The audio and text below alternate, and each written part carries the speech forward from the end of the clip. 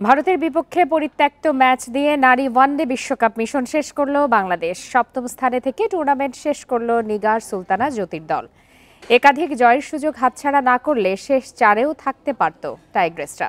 পুরো টুর্নামেন্টে নজর কেড়েছেন তরুণ পেসার মারুফা আক্তার। নারী ওয়ানডে বিশ্বকাপে চূড়ান্ত হয়েছে সেমিফাইনালের লাইন আপ। সেখানে থাকতে পারত বাংলাদেশ নারী দল, অথচ ৮ দলের মধ্যে ৭ থেকে শেষ করতে হলো আসর।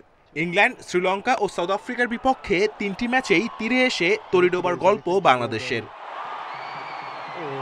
বৃষ্টির কারণে ভারতের বিপক্ষে শেষ ম্যাচটি পরিত্যক্ত হওয়ায় ৩ পয়েন্ট নিয়ে টেবিলের সপ্তম স্থানে থেকে মিশন শেষ করল নিগার সুলতানার দল। আমরা শুরুতে পাকিস্তানকে হারিয়ে দারুণ মোমেন্টাম পেয়েছিলাম।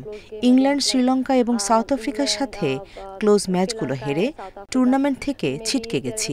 আমাদের কিছু কিছু জায়গায় এখনো উন্নতি করতে হবে। বাংলাদেশের পারফরমেন্স যেমনই হোক, আসরের আলো কেড়েছেন পেসার মারুফা আক্তার।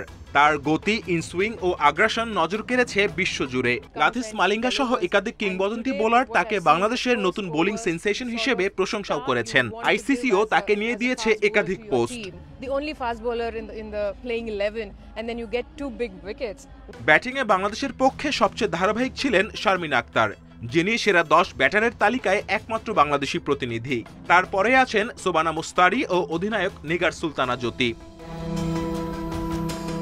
বোলিং বিভাগে বাংলাদেশের সবচেয়ে সফল বোলার রাবেয়া খান, যিনি ৭ ম্যাচে নিয়েছেন ৭ উইকেট, আর ৪ জনেরই আছে ৬ উইকেট।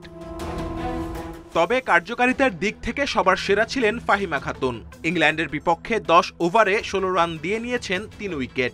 ইকোনমি রেট ছিল মাত্র ১.৬০, যা পুরো টুর্নামেন্টের অন্যতম সেরা বোলিং স্পেল। বিশ্বকাপ খেলার আগে বাংলাদেশের প্রস্তুতির ঘাটতিও ছিল স্পষ্ট। মেয়েদের ক্রিকেট নিয়ে বিসিবি আরেকটু পরিকল্পিত হলে আসতে পারত বড় সাফল্য। Kamrul Hasnat, independent news.